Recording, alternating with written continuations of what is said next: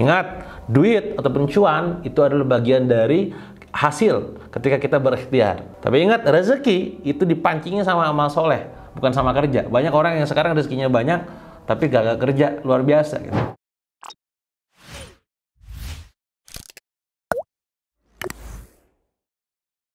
Para pakar dunia termasuk Presiden Republik Indonesia dan juga Bu Sri Mulyani ya, sebagai orang yang memang sangat concern dalam dunia keuangan dan ataupun kondisi negara kita pernah bilang dan sedang dan selalu bahkan mengatakan bahwa 2023 ini masa gelap ya.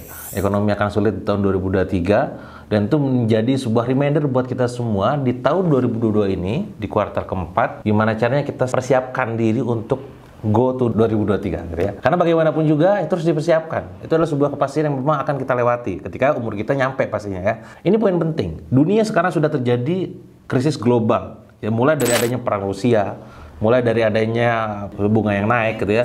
Wah, macam-macam. Nah, kita ini tentang kondisi makro, diem-diem doang aja pasti kena efek. Apa yang terjadi di Indonesia? Lihat, perhatikan harga-harga pada melonjak, hal-hal yang memang ada banyak yang langka juga, kebutuhan pokok. Itu efek dari sono gitu ya, makro ekonomiknya gitu. Nah, kita UMKM ke item urusan pemerintah, gak usah dipikirin. Nah, nggak bisa gitu. Kita harus persiapkan. Maka di video kali ini saya pengen menyampaikan kepada Anda, terutama buat para pengusaha, para pelaku UMKM, gimana cara kita mempersiapkan 2023 agar tidak ikut serta dalam turunnya kondisi perusahaan kita. Karena yang namanya resesi itu, yang namanya ekonomi gelap itu pasti membuat kita pasti terdampak. Mari kita lihat beberapa tahun yang lalu pada saat pandemi.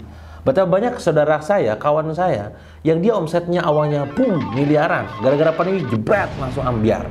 Utangnya sekarang gila-gilaan. Ya, banyak nggak waktu itu akhirnya apa yang terjadi? PHK di mana-mana terjadi.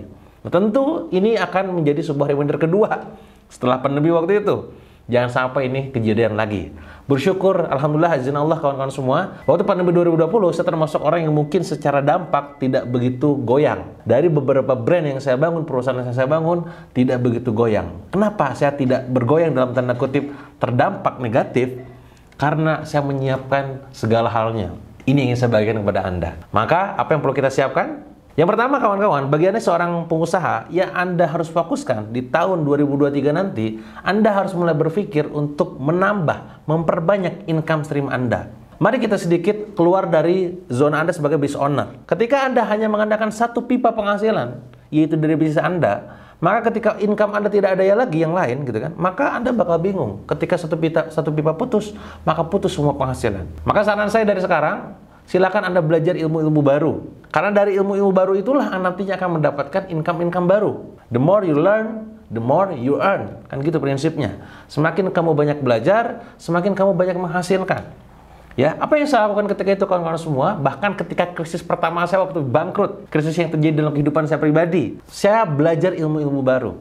Saya belajar bagaimana cara menulis yang benar. Maka saya punya tuh profesi sebagai seorang penulis buku. Izin Allah, alhamdulillah hari ini saya sudah menulis 24 buku. Penulis, dapat revenue stream, income stream dari penulis. Saya belajar ilmu baru tentang apa? Dunia affiliate marketing. Maka saya dapat komisi affiliate pada saat saya berjualan produk orang lain. Gak harus punya produk sendiri, tapi bisa dapetin duit dari affiliate marketing. Maka saya dapat tuh income stream yang kedua selain dari penulis adalah sebagai seorang affiliate marketer. Saya waktu itu berpikir, kalau affiliate aja komisinya bisa nyampe di angka puluhan juta, bahkan ratusan juta. Kebayang kalau yang punya produk. Maka saya itu waktu itu bikin gimana caranya belajar, gimana jadi seorang product creator. Product creator adalah yang bikin produknya. Bikin produk template, produk design waktu itu, ya, produk online course, platform, tools gitu kan. Kalau dulu sebagai seorang penjualnya, sebagai affiliate, nah waktu itu saya belajar gimana cara jadi vendornya. Maka saya dapat penghasilan dari situ, income stream yang ketiga dari product creator. Dan waktu itu juga saya belajar bagaimana public speaking di hadapan orang lain. Yang awalnya jelimet gitu kan, sekarang jadi lancar. Kok bisa? Karena saya belajar. Ya. Apa akhirnya yang terjadi? Saya mendapatkan panggilan beberapa perusahaan untuk ngisi tentang digital marketing dan selling. Saya punya penghasilan yang lain tuh, income stream lain dari apa? Sebagai trainer. Saya bangun konten-konten saya kawan-kawan di Instagram, di Facebook, di TikTok, di YouTube. Seiring berjalannya waktu, saya mulai diundang oleh orang-orang untuk ngisi. Gak cuma sekedar diundang, untuk boleh gak dibantu promote. Rate-nya berapa, endorse-nya, BA-nya, dan segala macam.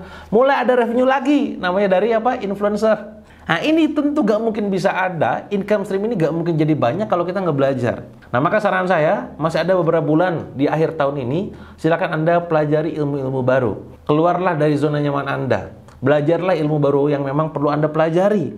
Jangan merasa sudah puas dengan kondisi saat ini. Mentang-mentang Anda omsetnya sekarang sudah miliaran, pelajari coba ilmu yang lain juga. Kali aja nanti berguna pada saat kondisi resesi. Resesi tidak mengurangi rezeki Anda, tapi harus kita persiapkan sebaik mungkin. Itu yang pertama. Jadi yang pertama adalah silakan perbanyak income stream Anda mulai saat ini juga dengan cara apa? Banyak belajar. Itu yang pertama. Yang kedua kawan-kawan, Anda harus mulai memikirkan untuk melakukan yang namanya cost leadership. Apa itu cost leadership? Cost leadership adalah strategi bagaimana Anda bisa menghemat segala macam pengeluaran di perusahaan, tapi dengan tidak menurunkan grade ataupun quality dari produk yang Anda jual. Maka tugas Anda adalah gimana caranya mengefisiensikan semua pengeluaran. Ya, Anda cari vendor yang bisa sekiranya memberikan harga yang memang berkualitas, yang memang cocok buat Anda, gitu ya. Anda membuat sebuah layanan yang dengan cost paling rendah, tapi value-nya sangat berkesan buat orang lain. Silakan itu mulai dipikirkan. Karena bagaimanapun juga, nantinya net profit margin Anda akan berkurang kalau misalkan cost Anda bengkak. Net profit itu tidak hanya ditentukan oleh omset. Banyak di antara kawan-kawan yang mungkin sekarang omsetnya miliaran, bahkan ratusan juta dan juga ratusan M bahkan. Tapi kenapa duitnya gak pernah ada? Ya karena profitnya kecil. Why ke profit kecil? Karena costnya terlalu besar. Maka mulai sekarang belajarlah untuk melakukan yang namanya cost leadership. Catat semua pengeluaran Anda di HPP. Catat semua pengeluaran Anda di operasional. Berapa poin-poinnya itu? Angka-angkanya berapa? Kiranya bisa dihemat atau tidak? Kalau bisa sewa, ngapain beli gitu? Kalau bisa di freelance kan ngapain direkrut? Kalau bisa rekrut orang newbie terus kita latih, ngapain rekrut orang expert dan digaji mahal? Silakan dipikirkan. Intinya adalah yang kedua, mulai pikirkan, lakukanlah cost leadership. Cost leadership adalah bagaimana Anda bisa bersaing dengan kompetitor dengan ngambil cost yang rendah tapi value yang tinggi. Itu PR Anda. Itu yang kedua. Yang ketiga kawan-kawan, Anda harus mulai memikirkan dari segi personal Anda adalah tetaplah hidup sederhana. Simplicity.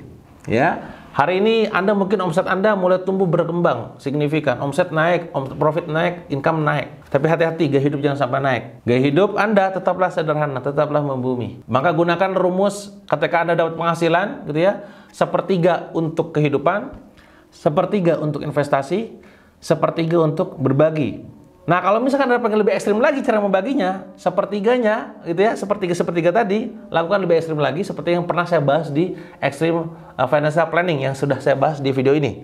Di situ saya membagikan, ketika Anda dapat penghasilan, gunakan mungkin 5-10% untuk hidup Anda. Saking sederhana hidup Anda. Lah terus nanti sisanya ngapain, Kang? Sisanya dipakai apa? Dipakai untuk investasi dan untuk berbagi. Jadi, livingnya 5% doang, gitu ya.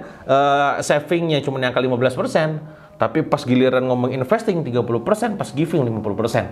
Tentu ada prosesnya. Sekali lagi saran saya, setelah nonton video ini silakan tonton video saya yang ada di sini tentang gimana caranya membagi manajemen keuangan dengan baik. Yang keempat kawan-kawan semua, yang perlu dilakukan untuk mempersiapkan nanti di tahun 2023 adalah manajemen cash flow. Saya bertemu dengan kawan saya yang waktu itu omsetnya sangat besar, miliaran rupiah. Tapi tiba-tiba ngechat saya dan bilang, Wak, Anda tertarik gak untuk membeli aset saya? Emang kenapa? Saya bilang, karena saya kehilangan cash, kehabisan cash. Loh kok bisa? Ya waktu itu karena waktu pandemi. Kenapa bisa terjadi begitu? Karena bisa jadi cash ratio yang ada dalam perusahaannya tidak menutupi budget yang harus dipersiapkan dalam rentang kurun waktu tertentu. Maka tugas Anda sekarang pada saat Anda sebagai seorang business owner adalah silakan Anda manage cash flow Anda sebaik mungkin. Berapa cash ratio yang harus Anda miliki? Quick ratio-nya berapa? Ya, berapa yang sekiranya duit nganggur di perusahaan yang gak boleh Anda ambil, berapa retained earning, berapa laba yang ditahan yang harus Anda simpan di perusahaan dan tidak dibagikan ke owner.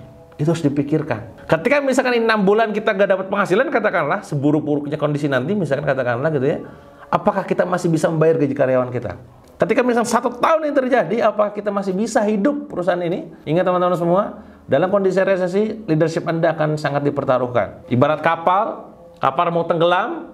Apakah Anda membiarkan ini kapal menjadi tenggelam begitu saja? Atau Anda memperbaikinya? Atau Anda membiarkan orang-orang di bawah dalamnya mati semua? Atau gimana nih? Nah, maka tugas Anda adalah menyelamatkan semuanya. Gimana caranya? Bu, piye carane? Pikirkan. Maka siapkan dari sekarang. Ya, mungkin rasio cost Anda katakanlah dalam cash perusahaan 6 bulan bertahan. Jadi kalau bulan Anda keluar 300 juta, misalkan saya punya cash 300 dikali 6 bulan, itu harus ada nganggurnya. Nah, baru bisa bertahan 6 bulan tuh. Terus dipikirin tuh kayak begituannya. Jadi sekali lagi, manajemen cash flow harus mulai diatur. Yang kelima, pastinya yang terakhir adalah tetap tenang. Karena rumusnya adalah yang tenang yang menang, ya. Seperti Anda juga sekarang menghadapi ataupun mengikuti dan juga menjalani kehidupan. Tetaplah tenang. Ada yang ngatur yang di atas sana. Ya, Allah sudah atur semuanya. Resesi tidak akan mengoreksi di segi kita. Disinilah kuncinya kekuatan tawakal. Tawakal adalah tentang bagaimana Anda menyerahkan sepenuhnya urusan hidup Anda kepada yang di atas, kepada Allah Subhanahu wa taala. Dan gak cuma sekedar pasrah diam, tidak.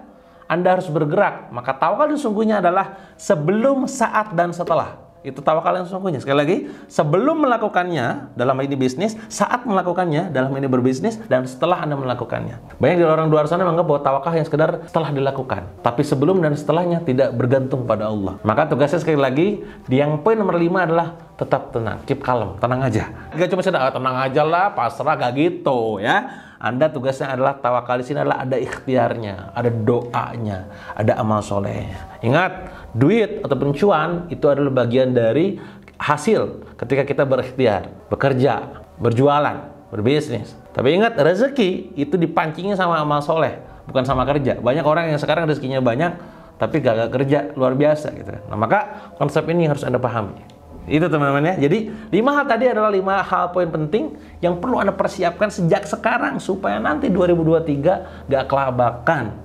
Ya, amit-amit jangan baik ya. Nauzubillah min zalik ya. Semoga siapapun Anda yang nonton video ini, Anda termasuk orang yang tidak terdampak dengan resesi 2023. Dan semoga Anda justru makin melesat pada saat kondisi nanti pastinya. Walaupun Pak Presiden, Ibu Sri, dan banyak pakar-pakar dunia memprediksi akan sangat goyang nanti ya. Tapi lagi-lagi Allah sudah siapkan skenario terbaik, tapi kita jangan pasrah diam, tapi juga kita ikhtiar. 5 poin tadi minimal menjadi bekal Anda buat kedepannya nanti. Itu aja mungkin dari saya kawan-kawan. Kalau Anda punya pendapat lain ataupun persiapan lain yang harus disiapkan, silakan komen di kolom komentar YouTube ini. Semoga bermanfaat juga buat saya pribadi dan juga teman-teman yang lain. Sampai jumpa di video berikutnya.